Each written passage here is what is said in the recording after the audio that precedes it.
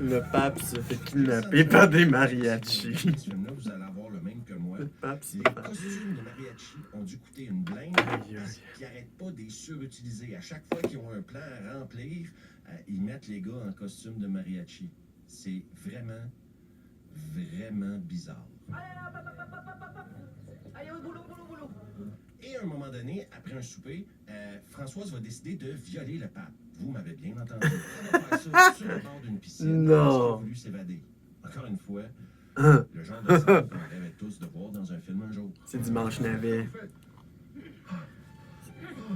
On apprendra plus tard que Papa Françoise est mobile, enceinte, un pape véritable mobile. miracle parce qu'elle doit avoir 45 ans. Peu importe, ceux qui auraient été choqués par le fait que le pape fasse l'amour à une femme, ou Nick, a été plus réaliste comme utilisation de mots, ne seront pas choqués longtemps parce que en réalité, ce gars-là, c'est pas le pape, c'est sa doubleuse Slim. Et on aura enfin le droit à une satisfaction, sa perruque va prendre une claque. Dans la perruque, tu peux pas avoir 3 couleurs sur une perruque. Soit la barbe est gris-noir, après ça, ça monte un favori blond, puis après ça, tu as la perruque blanche.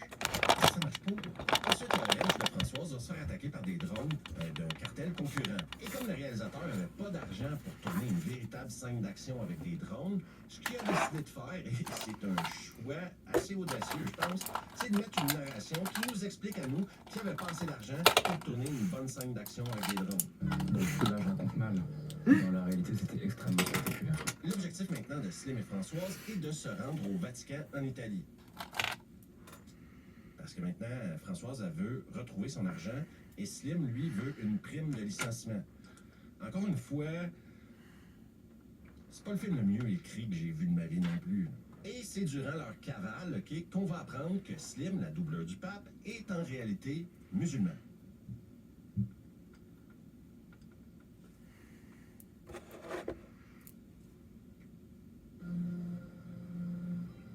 T'en formé au moins?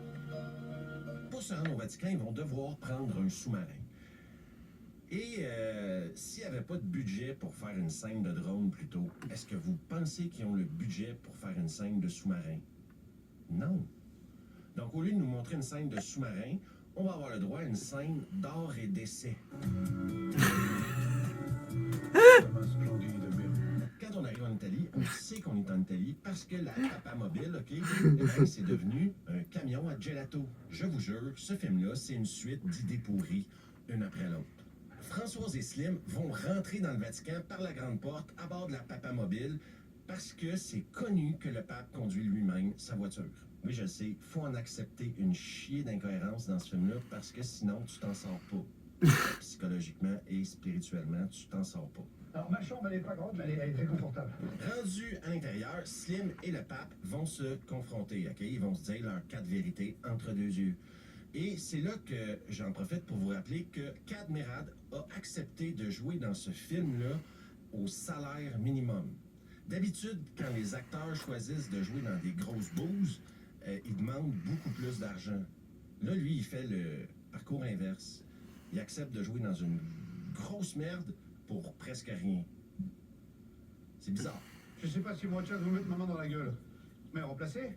Toujours au Vatican, on va avoir le droit à une scène de léchage et de suçage de pieds. Quand je vous dis une scène de léchage et de suçage de pieds, je suis littéral dans ce que je vous dis. Je n'invente rien. On est ici dans une scène où Slim lèche et suce les pieds des cardinaux.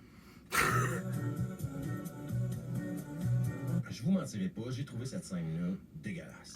Ça m'a donné envie de vomir. Déjà parce que c'est super long, et ensuite, je vois pas en quoi c'est drôle de regarder un mec sucer puis licher des pieds de cardinaux. Je ne comprends pas ce type d'humour-là. Ou peut-être que j'ai juste pas d'humour. Je sais pas. Si vous avez un fétiche des pieds, vous allez bien sûr adorer cette scène-là. C'est comme de la porno pour les gens qui ont un fétiche de pieds. Quelle délice. On va ensuite voir des cardinaux comploter sur un pédalo. Oui, ils sont sur, Sur un pédalo. Ils sont sur un petit ruisseau, puis là, sur des pédalos, puis là, ils complotent pour tuer le pape. C'est drôle. Oh, c'est... Les jours sont comptés. Si vous pensiez qu'il manquait de dinosaures dans un film au Vatican, bien, Ah! ils en ont mis. Des dinosaures. Ce moment-là va transformer le film en tentative d'assassinat du pape et c'est Françoise et son pote mexicain qui vont sauver le pape. Le film est plus le même qu'au début, mais c'est pas grave, on essaie de suivre quand même. Françoise, elle, va enfin retrouver son argent sur le toit d'une piole. Parce que c'est là que tu caches 300 millions sur le toit d'une piole. Le pape est en vie, Françoise a retrouvé son argent et est enceinte, et Slim, lui, ben, il continue sa vie comme normal. Et ça, c'est la fin, OK? C'est la fin de Papa Mobile. Et moi, je vous mets au défi de regarder ce film-là. du Papa début à la fin. mobile. Je vous mets au défi. Défi. Faut déjà savoir qu'à la sortie du film, le producteur du film a dit à tout le monde c'est pas bon, c'est une comédie pas drôle. Et Sylvain Stibal, le réalisateur du film, avait quelque chose à dire là-dessus. Dans Le Parisien, on apprend qu'il a tourné le film pendant 3 semaines au Mexique, OK? Et qu'il le voit comme ayant un côté nanar revendiqué. C'est pas tous les jours qu'un réalisateur français avoue avoir fait un nanar. Mais attendez tout de suite, OK, parce que c'est pas fini. Il a également regretté que le producteur s'exprime ainsi dans la presse le jour de la sortie du film, au lieu de défendre le projet. Des fois dans la vie, il n'y a rien à défendre. Et en plus, je te dirais que ce commentaire-là, là, j'aurais aimé ça que le producteur mente aux gens. J'ai le sentiment que tu prends les gens pour des cons. C'est moi ou c'est juste moi que ça... Non, mais on va mentir aux gens. C'est OK. Si on ment aux gens en leur disant que c'est drôle quand ça ne l'est pas, c'est correct. Parce qu'ils vont payer de leur argent, durement gagné, pour aller voir un film de merde. On s'en fout de mentir aux gens maintenant. De dire n'importe quoi à n'importe qui. Mais non, mais allez voir Papa Mobile au cinéma, sortez votre pognon, même si c'est de la merde de nanar revendiqué qui n'est absolument pas un nanar en passant. Bon, disons que le film est très différent d'une comédie classique, c'est vraiment des codes totalement différents. Ah, ça, pour être différent, c'est différent. C'est clairement très différent. C'est même discutablement drôle. Parce que je le dis tout le temps, l'humour, c'est subjectif. Ce qui est drôle pour moi, ce qui est drôle pour toi, etc. Vous connaissez ma phrase. Et moi, je vous connais pas personnellement. Si vous aimez regarder Cadmerade sucer des pieds pendant 2 minutes, Papa Mobile, c'est le film pour vous. Mais personnellement, et selon mon humble opinion, le plus gros défaut de cette comédie-là, c'est que c'est pas drôle. Une Française devenue chef de cartel qui s'entête à enseigner le français à ses employés de cartel, c'est pas drôle. Regardez ce film-là du début à la fin, même s'il dure à peu près 1h20, si on enlève les génériques, ça a été pénible. Une véritable purge. Ça a été long, très long. Je l'ai pas regardé 2 fois. J'en avais pas à force. Le petit extrait d'entrevue est tiré d'une entrevue que le réalisateur a donnée à Quotidien. Et dans cette entrevue-là, il explique également qu'il y a eu des gros problèmes de budget et qu'il y a seulement eu 1,2 million de budget pour faire ce film-là. Un film à base qui est ambitieux. Si tu veux montrer le pape, tu voudrais tourner au Vatican. Si tu vas au Mexique, tu veux tourner à Juarez, etc. Ils n'ont pas vraiment fait ça. Il y avait juste 1,2 million de budget. Donc, ça donne ce que ça donne. Après, la question que je me pose, c'est si tu as juste 1,2 million de budget pour faire un film que tu disais à la base ambitieux, pourquoi tu le fais? Tu le sais que tu vas faire de la merde si tu n'as pas le pognon pour le faire. Tu as un projet hyper ambitieux, pourquoi le faire en offrant aux gens une version merdique de ce que tu voulais faire? Ça, vous voyez, moi, je comprends pas. Et je vais être super clair, et là, encore une fois, c'est mon opinion personnelle. Ce film-là n'est pas et ne sera jamais un nanar parce que c'est pas bon. Il n'y a rien pour le sauver. Contrairement à un autre film qui est sorti cette année qui s'appelle Atoman, Atoman, selon moi, va, avec le temps, devenir un nanar de compétition. Ben, Papa Mobile, c'est juste un gros navet pourri dans lequel il n'y a rien. J'ai même pas esquissé un souvenir de tout le film. Il n'y a rien dans ce film-là. Si mec avait attendu, je sais pas, moins 1 an ou 2 de plus, est-ce qu'il aurait eu plus de budget pour faire le film qu'il voulait faire? Est-ce que le film qu'il voulait faire aurait été meilleur? Je pense pas qu'une scène de sous-marin aurait sauvé son film. Je pense pas que des plans du Vatican auraient sauvé son film. Mais Je encore brille une de fois, c'est le partout. genre de projet qui me rappelle la J'ai des flashs déconnexion partout. totale des gens qui font des films face au public qui regarde des films. Parce qu'on peut longtemps s'interroger à savoir, encore une fois, à Dimanche Navet, à qui s'adresse ce film-là? Qui ça va intéresser? J'en profite d'ailleurs pour saluer tous ceux qui ont investi du pognon dans le projet Papa Mobile. Félicitations, vous avez fait probablement le pire film de 2025. Même le CNC n'a pas voulu lui donner d'argent. Imaginez ça 2 secondes. Le CNC, il donne à tout le monde, là. Et ça, ben, c'est la fin de Dimanche Navet.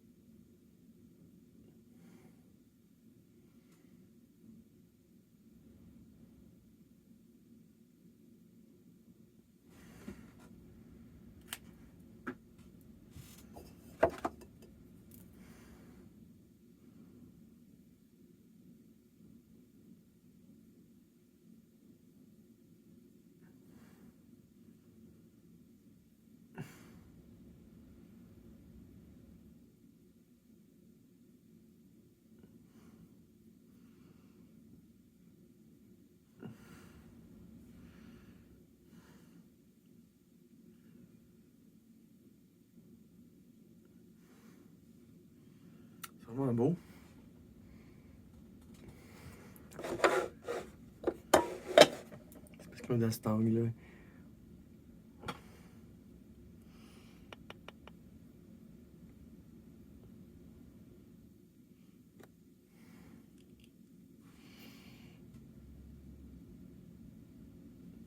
Je vais mettre du mascara. Tiens, ta caillette.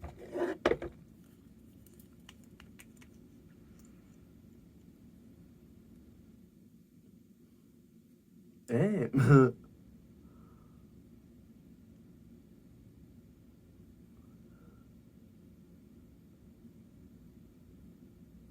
Tu fais cling, cling, cling, cling, cling, puis ça se transfère en bas.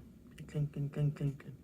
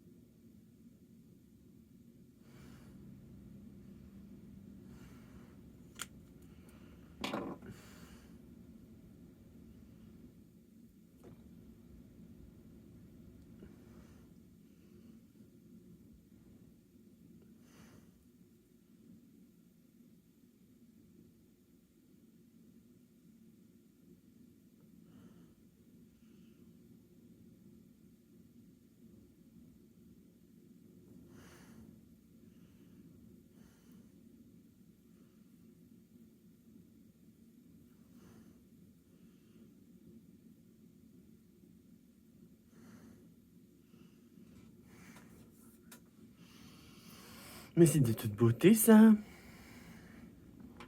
Genre, avec une grosse trace sur le nez, même.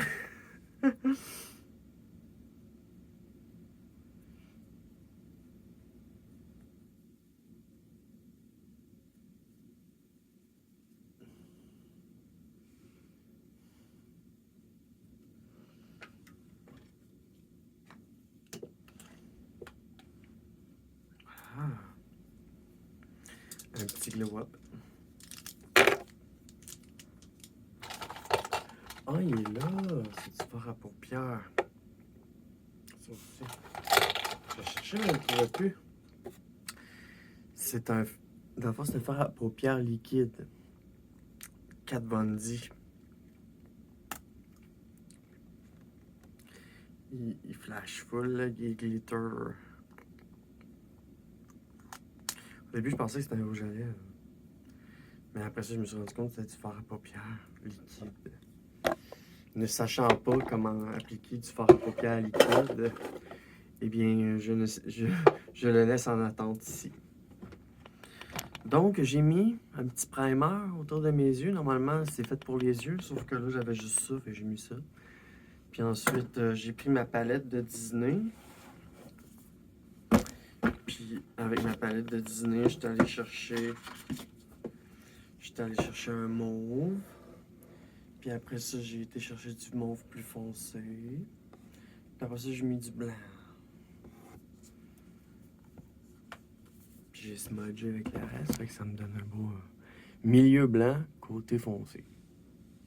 C'est pas parfait, mais faut se pratiquer. Donc je vais être cute pour aller voir mes amis. J'ai fait un gros pâté chinois, puis là je suis pas capable de le finir de me manger tout seul, fait que je vais leur amener une part à mes amis. Merci de me suivre. Pas mal joli ça. Ouais. Salut. Coucou. Je me suis mis du fard à paupières. En plus de mon 15 minutes make-up. C'est subtil, mais c'est beau. Ça brille. Tu sais.